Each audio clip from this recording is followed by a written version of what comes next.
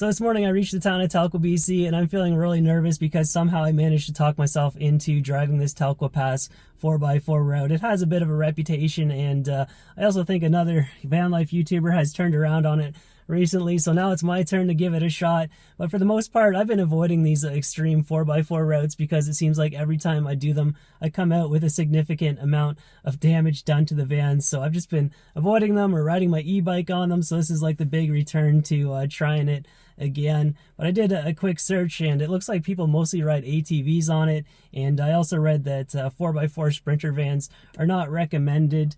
This van, I mean, it's pretty capable. It's got a 3-inch lift on it. I'm surprised by how much it can handle, and I think in these parts it's also important to have a low roof because there's so many low-hanging branches. I've almost ripped off my roof vent a number of times, but my tires are all aired down. It's time to give this thing a shot.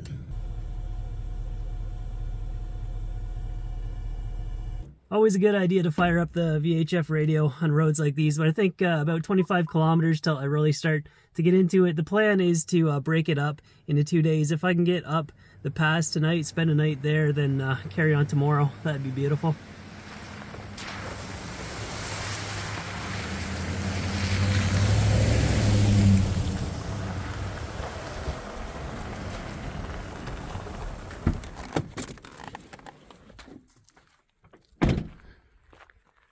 So this looks like where things start to get really interesting. Got the trailhead here on the east side.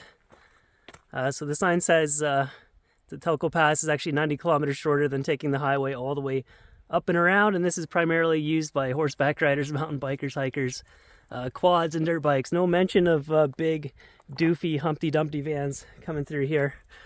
So yeah, I'm right here, and I'll start to climb up. I'm sure there's lots of camping opportunities in there, but it's a very big if whether or not we can make it, eh, Rucko? Listen, you bears, you squirrels, here's a man who would not take it anymore, who would not let... Listen, you bears, you squirrels, here's a man who would not take it anymore, a man who stood up against the washboard, the potholes, the dirt, the mud. Here is someone who drove up. Here is... Oh boy, I got some bad ideas in my head.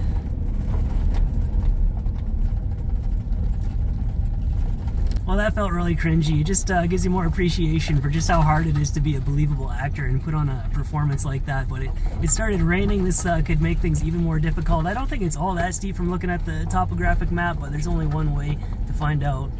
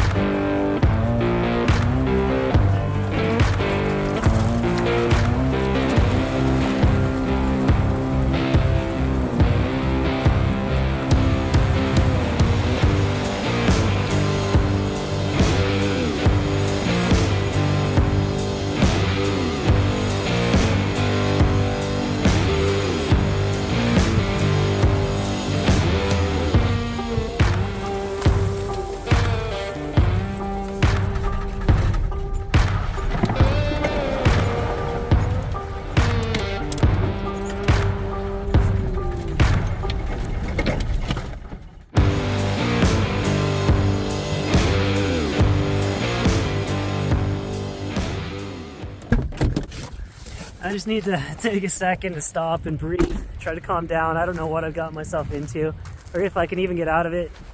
But let's just appreciate this mind-boggling camp spot that I drove the van up to. I've never had the van in a place like this ever before. This is unreal.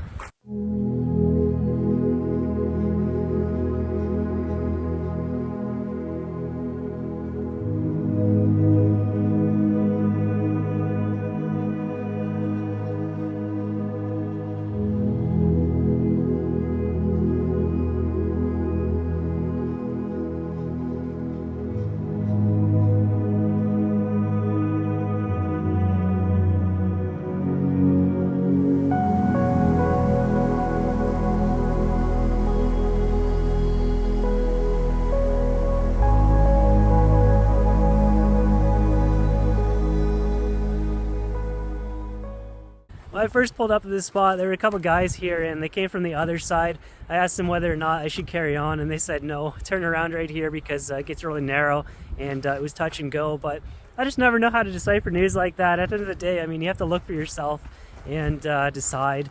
But they had, I think it was an older GM Yukon. They had much bigger wheels than me and definitely more clearance. But in terms of like vehicle width and length, I mean, we're not that much different. So I think I'm going to carry on. I'll keep going. It could be that I've already came through the worst of it. And it's really hard to leave this spot, but I'm pretty stoked to drive the rest of this.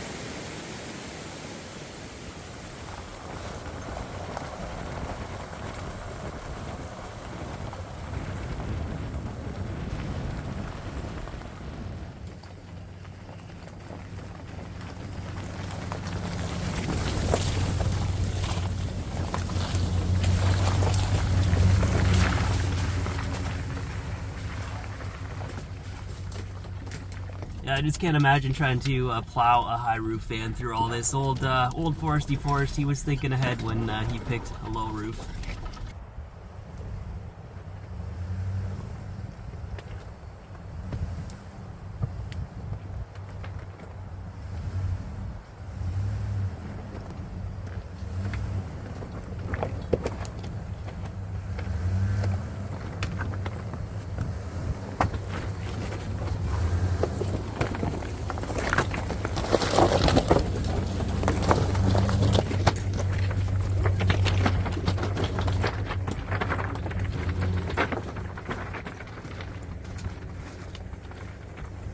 Suddenly after that section, the conditions have gotten so much better and I'm back in two-wheel drive. I mean, was that it? Because like, if so, I pushed this van a lot harder than that in the past.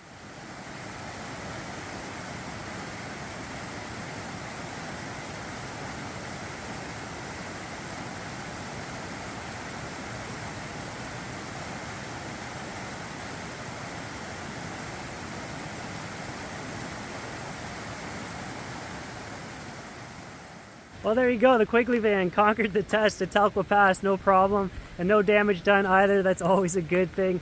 But yeah, had I turned around, I think some of the worst terrain was on the far side. There were all these steep hills that were eroded with these rocks poking out. It'd be kind of hard to navigate around as you're climbing.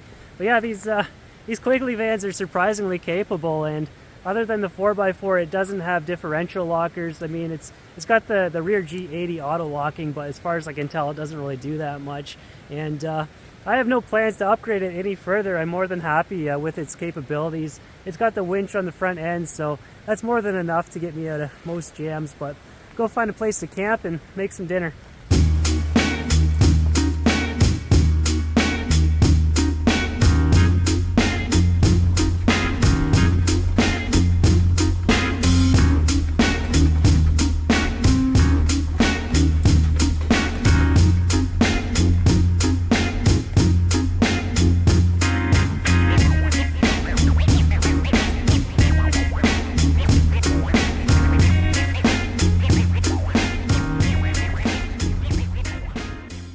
So I just pulled into this salmon run wreck site for the night, just a free spot to camp out. And I already took a little walk around. The ding-dongs have been here too. There's trash scattered everywhere.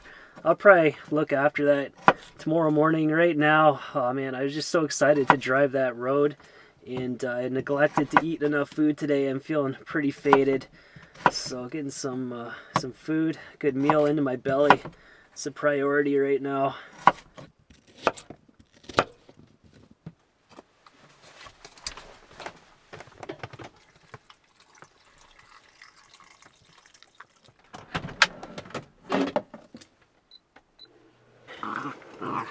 Are you talking to me?